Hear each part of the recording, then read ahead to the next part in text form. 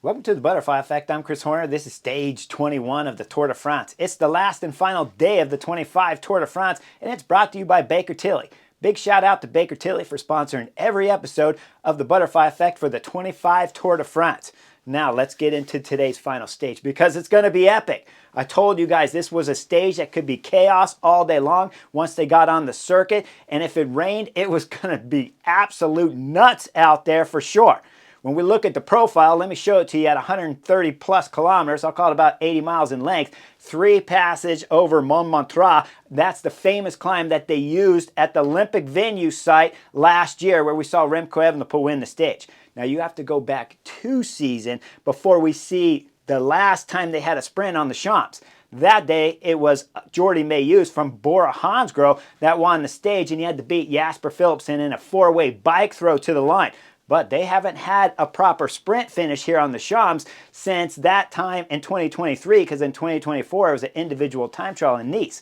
So today they're trying out a new venue. Yes, they're still going to finish on the Champs. Yes, they're still going to do a few passages on the Champs, but then the difference is with 1 kilometer to go, they're going to exit that original course, and we're going to go up Montmartre up there. That's going to light this race up. And when they exit the course with about 1 kilometer to go on the circuit, they'll exit, and then things get crazy and technical and nasty. When we look at one of the previews from Julian Alaphilippe that they showed while you're watching it live, Julian Alaphilippe had previewed it a few days before and of course had it on video. We see that it's cobblestones. We see that it's crazy narrow when they're going up a 1.1 kilometer at 6% climb, but it's more like 9 and 10% because it's left, right, flats, stair steps, getting steeper, and cobblestones everywhere. Now, when we look at the racers, when they're sitting in the neutral zone section, we know that Pogi has the race leader's yellow jersey. We know Johnny Milan has the green. Pogi's going to most likely wrap up the KOM jersey because Jonas Vingegaard's most likely not going to go for KOM points, but he is wearing the KOM jersey or holding it for Tadej Pogačar. The white jersey up there, well, that's Lipovitz from Bora Hansgrohe. So when the racing leaves and we go through kilometer 0, of course, we're going to see some of the parade section right here. So we see UAE Team Emirates up there getting shots in the race leader's yellow jersey with his teammates with them. They finished with 7 riders here because Almeida crashed out early in the first week when they went on that stage Mur de Bretagne, and he crashed spectacularly at about 70 kilometers on the backside. He dropped out a couple stages after that, so they're finishing with 7 riders, but Pogi's wearing the race leader's jersey, and you know it's safe at this moment because he's got a 4.5-minute gap on second place, Jonas Vingegaard. When we start seeing some of the other jerseys come up here, the white jersey from Bora Hansgrohe comes up. He's got his teammates all lined up. And then we see the next jersey come up in the parade section here of the stage 21 as we see Lidl Trek's Johnny Milan in the green jersey along with his teammates are coming up. After this, we start seeing some interesting radio chatter going on. AG2R, Director Sportif, comes on and says, there's rain coming in Paris. The next radio we see as UAE Team Emirates where the Director Sportif says, okay, they're going to finish all of the general classification with just 4 passages on the Champs, which means when they exit and they start going up Montmartre right there, that the general classification's already been decided. So when I'm talking at the end of today's race, you know for sure when we're going up Montmartre and the race is blowing up spectacularly like we know it's going to happen, you know that the general classification's already been decided. But we look at one more race communication from Soudal Quickstep, and that Director Sportif saying, guys, this is the time to start waking up because this is not going to be a walk in the park. Get your A game on is what he's telling his riders right now, as the Director Sportif knows it's going to be nasty finish. It's going to be one of the best stages of the 25 Tour de France. There's no doubt about that. So buckle up right now and get ready. Once we come in about 80 kilometers to go, as we see UAE Team Emirates right in the front of the peloton, we see they're coming into the Eiffel Tower there. That means you better start getting your A game. With 72 kilometers to go, they enter the original circuit. As we see the Joan of Arc statue right there, that means A game better start getting flipped on at this moment as UAE Team Emirates are right in the front. They'll bring the peloton through for the first passage here of stage 21.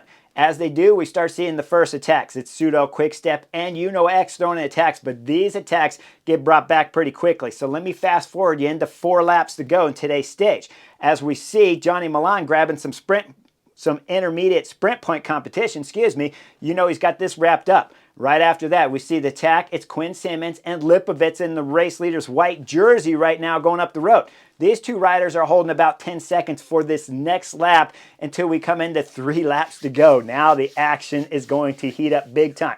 The rain has not started just yet on stage 21, so it's still dry roads out there. As they're coming up the climb on the Champs, we see Pogi as he's sitting on the left side, but a little far back. He's definitely talking about 6th, 7th row back there on the left side, but he's got one teammate. That teammate's Tim Wellens right there, but I don't see any other UAE Team Emirates guys wrapped around the race leader's yellow jersey. How long has it been since you're coming into the Champs and you see the race leader's yellow jersey and one teammate is all that he's got wrapped around him? It's going to get a little worse for Tadej Pogačar as they go up and over the Arc de Triomphe and drop down the backside. Now they're dropping down full gas. The peloton's getting wide up there, and it's been nervous. But now as we're coming down the descent side of the Champs, we see Visma bikes, Wout van Aert, Affini's with them. They're a little bit out of position, but still close enough to the front. Over to the left side of the peloton, Pogi's isolated. He has no teammates. You look a little bit further back and kind of in the center of the peloton, that's Tim Wellens. So Pogi's left all on his own right now, and we got just about 3 laps to go. They come down, they make the left turn as they pass the river. It's going pretty fast up front. And you look at Primoz Roglic, Bora Hansgrohe at the back of the peloton. This is telling me that the Slovenian right now is not interested in trying to win today's stage 21. He's back there. We'll go a little bit further as we look at the front of the peloton. We see Visma bikes in good position. Tudor Cycling's up there. Albacine de Koenig's up there because Caden Groves, he wants a shot at winning. We go up front. Once they come into the tunnel and out of the tunnel, it's Joan of Arc there. They make the left turn, and Tudor Cycling, Albacine de Koenig's, the riders on the front. Tudor Cycling's in good position too, but Pogi's not in very good position right now. Now the stuff starts getting interesting. Tudor Cycling's driving it on the front. I mean, they're going ape up there. This is where it's lefts, right, technicals, narrow roads, obstacles in the road, left, right, and center. But the roads are still at least dry at this moment. Caden Groves has got his teammate on the front. I call it Jonas Ricker. Ricker's throwing down with everything right now as he's coming through the feed zone. Then Jonas Ricker pulls off. This leaves Caden Groves isolated at this moment, but his teammates have done a fantastic job for him at this moment. But Pogi's in trouble. We start looking at the back. When we go 50 guys back, 45 maybe, there's a split there. And then you go another 5 guys back. You see that's Pogi in the race leader's yellow jersey. This group does attach back up to the front group there with Pogi sitting now in about 50th position. So he's in a bad spot, and he's got Johnny Milan up and in around him too at this moment. We go up to the front. Tudor Cycling started driving it when Albacine de Koenig blew. Caden Groves switched over from the right side to the left side, and he's sitting on the Tudor Cycling train. These guys are drilling it at the moment because they got Julian Alaphilippe and Matteo Trentin that are sitting in good position with their teammate in front throwing everything into it. As he's throwing everything into it, we see Pogi's making some ground back there. He's leapfrogging past guys, past guys, past guys. We see Visma bikes at the front. Pogi's getting close to the front there. He's just a little bit back. I'll call him in about 5th row. Over on the right side is Visma bikes just in front of him. Now we see Visma bike getting to the front because the big guy, Wout van Aert's got some form. I could show you past pictures if you don't believe me, but he's sitting at the back, resting his legs. Wasn't covering any ridiculous attacks early here on stage 21. He was allowing his teammates to do everything for him. Now we're coming into the first major obstacles here if you don't want to count all the left, right, and road furniture. But Visma bike's in good position, and Tudor Cycling's on the front. As Tudor Cycling's on the front and Visma bike there, Pogi's made himself in good position, and he's got himself up near the front of the peloton at this moment. Tudor Cycling's going to start the first passage of Montmartre up here in fine position as Tudor Cycling's throwing down. Then we see Julian Alaphilippe halfway up the climb. Bam! The Frenchman throws in attack. He's got company. Arnaud Delis wrapped up on his back of his wheel, and Julian Alaphilippe's throwing down. They're getting a gap on the group back there until time for the Slovenian from UAE Team Emirates, Pogi, to throw in his attack. Wout van Aert's latched on, and Pogi's got a huge acceleration. He's throwing down. He's still got about 200 meters to go. We see Caden Groves back there start opening up the gap to the 6 riders in front, being led by the Pogi train. As Pogi's throwing everything into it, these riders just behind, talking 5th and 6th, they'll start to blow too. And it's the picnic rider back there that's blowing. Could be Oscar only. I'm not sure. Can't tell. At this moment, though, Pogi doesn't need to know because he's blowing everything up. But Wout van Aert's on his wheel, and he's got a lot of Destiny rider on his wheel there, Gino. As Gino's holding on, he's having a good ride here. here on stage 21 of the Tour de France.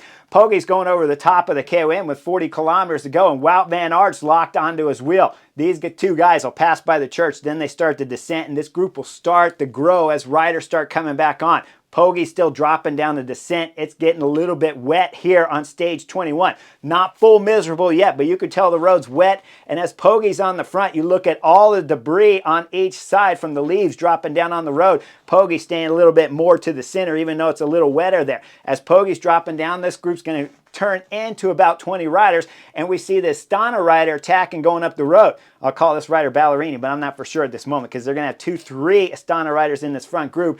And we look back, it's my man Victor Campenaerts closing the gap. My man Camp has made this front group. So Wout van Aert's got some company as Camp's bringing everything back together and looking over his shoulder, making sure the big guy Wout van Aert's in good position. Camp closes everything up, and this group of 20 works somewhat well together until they come back onto the original circuit. As they come onto the original circuit with the Flamme Rouge right there, they'll go under that. They make the right turn, and we see 7 more riders latch on. Important to notice in this group of 7, Matteo Jorgensen, the U.S. rider for Visma Lease bike, is in this group. As he closes up, we got just under 30 riders or just over 30, so you make the call yourself. And they're coming through with 2 laps to go here on the Champs. As they come through with 2 laps to go, we got about 35, 34 kilometers to go at this moment, and Visma Lease bike got 3 guys in the front. This group is still working somewhat together, but they're attacking each other a little bit. But Poga's always in a good position, got things under control. As they drop down the backside of the Champs there, down the descent, they're going to come back into the river. And as they go under the tunnel, and we see Joan of Arc again, this is where Matteo Trentin and Mate Mohorč throw an attack. As these 2 riders are attacking, the group behind's chasing furiously back there. They're hot on their heels, and as they exit the Champs course again for the second time, these 2 guys are getting wrapped up. But Mate Mohorč is putting on a show. He comes out of this left turn way wide and just misses the island as he keeps his bike upright, but he's throwing down. He comes through the next turn. You see him exiting the turn all the way out there on the red blockage there in the center of the road, just scrubbing everything. Mate Mohorč is throwing everything into it. We come into about 26 kilometers to go. My man Victor Campenaerts sitting on the front of the peloton. As he's on the front of the peloton, it slows just a little bit and shuffles at the front. Then we see AG2R get a little bit of a gap with about just under 26 kilometers to go into the right turn. As he makes that right, he's getting a little bit of acceleration, and the group behind is getting just a little bit wider. We see my man Camps at the front. Wout van Aert's locks onto his wheel, and we go behind this group of about 30 riders. We see the American rider Jorgensen sitting there about 5th from the back. Well, Jorgensen feels that the pace is slowing down, and we can tell from the video that they're moving wide. That tells us that they're probably slowing down if they're not in a drag race. So at this moment, as they start to slow, the American rider Jorgensen, Visma Lease bike, comes up the right side.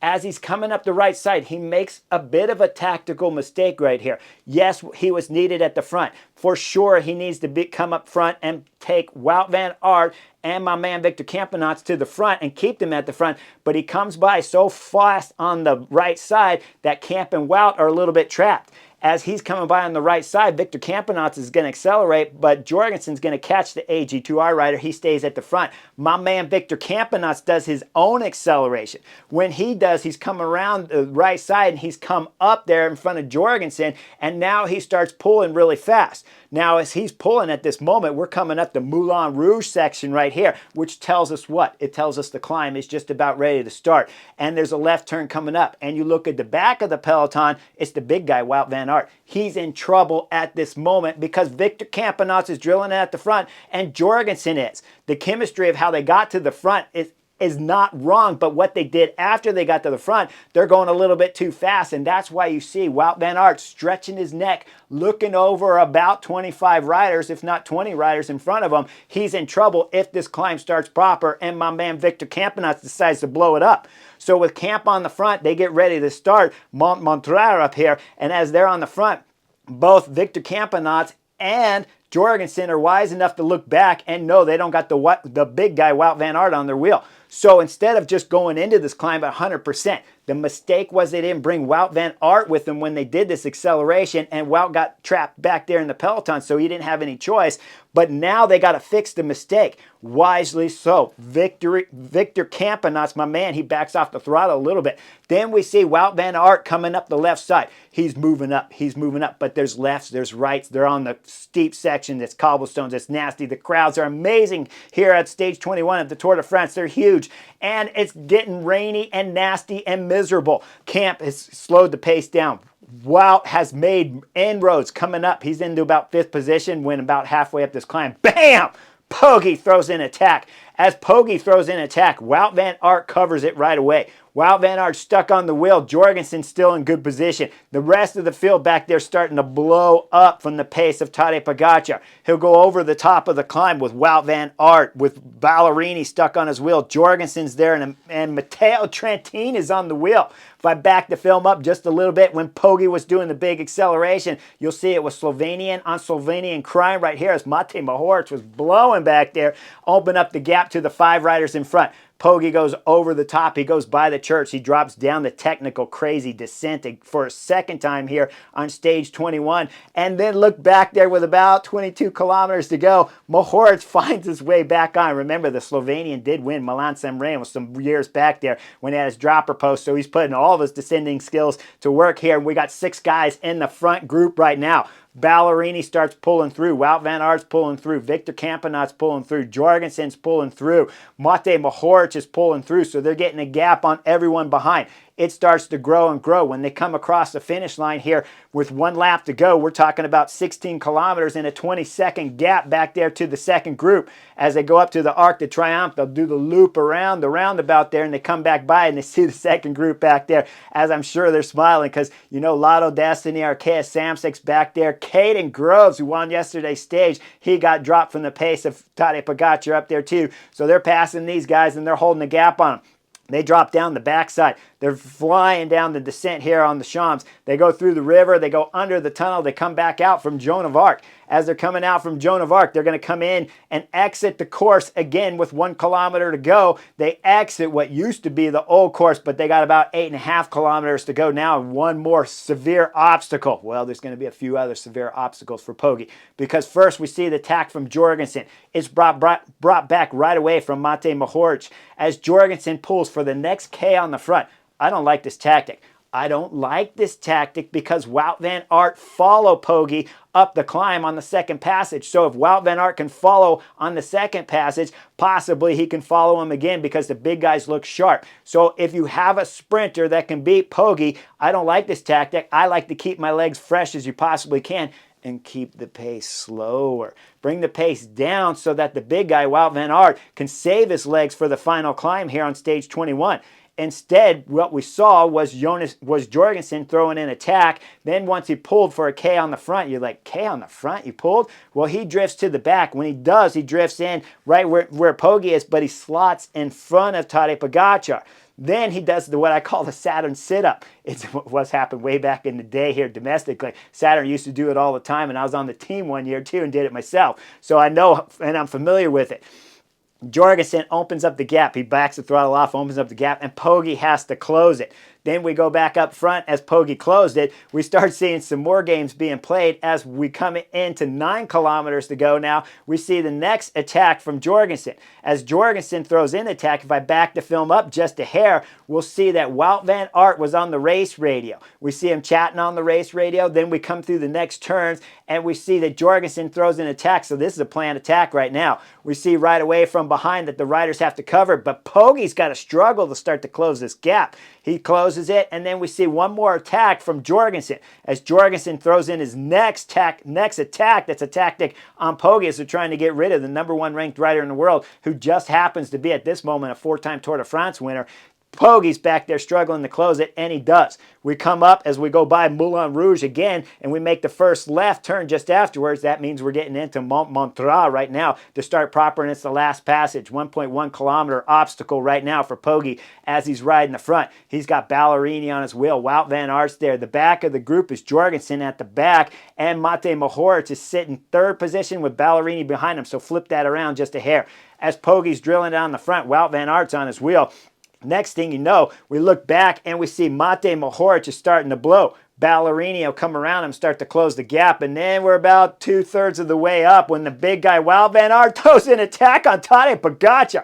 Wout throws in an acceleration. Poga follows it, and he's stuck on his back wheel. Everyone else is blowing up back there as we see Ballerini in third place start to blow and open up the gap. We got a two-race battle right here, but only for about 100 meters when we see Wout van Aert still on the front of the group here. Poga blows and opens up the gap. The Slovenian from UAE Team Emirates is dropping off of Wout van Aert's wheel. The big guy from Visma Bike still throwing down on the pedals. He'll caress the top of the climb with about a 6-second gap on Poga. He drops down the backside there by the church as it rounds around the bend. Then he drops down the descent. Wout van Aert's throwing everything into. He's getting about a 9-second gap on Poga back there for UAE Team Emirates. When we see Poga's getting caught from the group behind. As he's getting caught from the group behind, the only rider missing is Matteo Trentin that couldn't follow up the pace back there from Wout van Aert and Poga's attack. But Wout van Aert now is going solo. He goes through the next turn, taking some risk, but not too much, then accelerating big time on the pedals.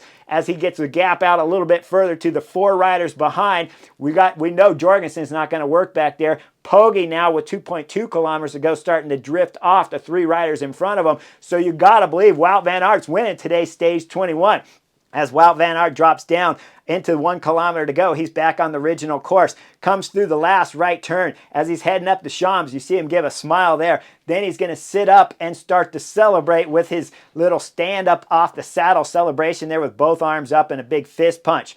Just behind him, we see that it's Ballerini and Mate Mohoric back there getting second and third on the stage.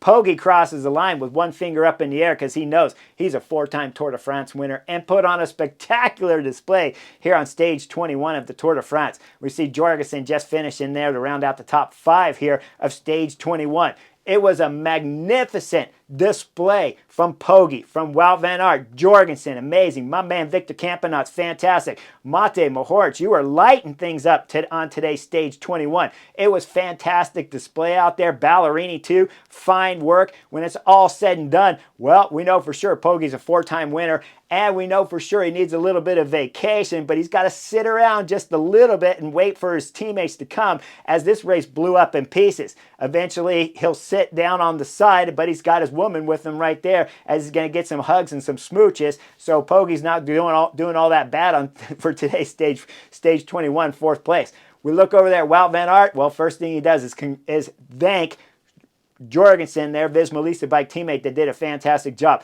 You guys were really good. The tactics at the end, I don't know if I would have attacked Poga at that moment because Wout van Aert went so good. But in the end, Wout van Aert's legs were so good, he dropped everyone going up the climb anyways, soloed the stage. Visma Bike get 2 stage victories here at the 21 Tour de France. Plus, remember, second on the general classification with Jonas Vingegaard after today's stage 21. And they get the team classification. When we look at third overall, well, that's Lipovitz, I told you at the beginning of the stage. So Poga, Jonas, and Lipovitz are the podium here at the Tour de France. Visma Bike's the team classification. Poga gets the KOM. Green jersey goes, of course, to Johnny Milan from Lidl Trek. There's no doubt about that. So when it's all said and done, it was a fantastic 25 edition. Make sure you guys like and subscribe. Big shout out to Baker Tilly for sponsoring every episode of the Butterfly Effect. I'll see you guys for Beyond the Coverage. I'm pretty sure it'll happen soon. So like and subscribe, and I'll see you guys real soon.